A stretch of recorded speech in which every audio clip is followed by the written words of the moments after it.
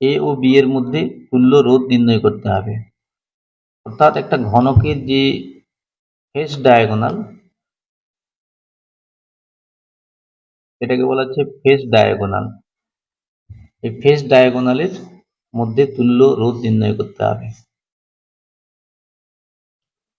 তো এক্ষেত্রে যদি এটা খুব সহজে করতে চাও তাহলে একটা সিমেট্রিক তল অঙ্কন করে নাও।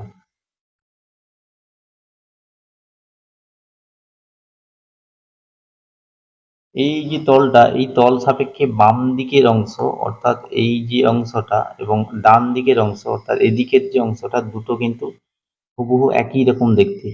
তো এরকম ক্ষেত্রে কি হয়, এরকম ক্ষেত্রে উম, এই জায়গার বিভব যা হবে এই জায়গার বিভব তাই হবে, আবার এই জায়গার বিভব এই জায়গার বিভব সব একই হবে, ওই তলের সব জায়গার বিভব একই হবে। তাহলে এই যে রোধটা, এই রোধের মধ্য দিয়ে কোনো কারেন্ট ফ্লো হবে না, কারণ এর উপরে এর দুদিকে বিভব একই। তাহলে তুল্য যে সার্কিটটা অঙ্কন করবে তাতে ওই রোধটাকে বাদ দিয়ে অঙ্কন করবে।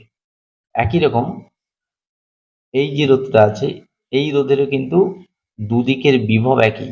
তাহলে ওই দুটোকে তাহলে তুল্য সার্কিটে ওই রোধটা বাদ দিয়ে তুল্য সার্কিটটা অঙ্কন করবে। তাহলে যদি আমি এই তুল্য সার্কিটটা অঙ্কন করি,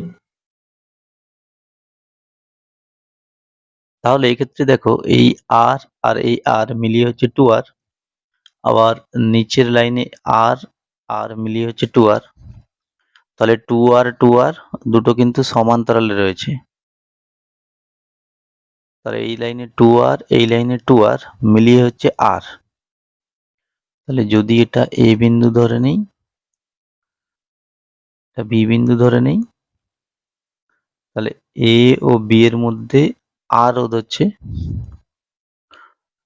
আর এটা যেমন ছিল এই আরটা করে নিলাম, আর এদিকের যে আরটা ছিল সেটা এটা করে নিলাম। তো একইভাবে দেখো এই আর মিলিয়ে হচ্ছে 2R, আর নিচের দুটো আর মিলিয়ে হচ্ছে 2R। 2R সমান্তরালে রয়েছে, এদের তুল্যরোধও কিন্তু আর হবে। তাহলে এদের তুল্যরোধ এটা আর করে নাও।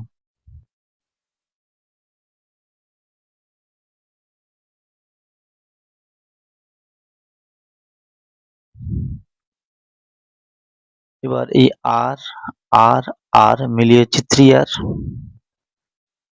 তাহলে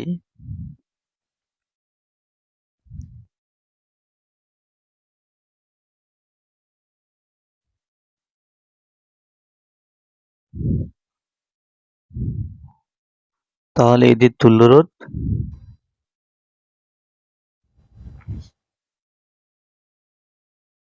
সহজে করতে চাইলে গুণ বাই যোগ,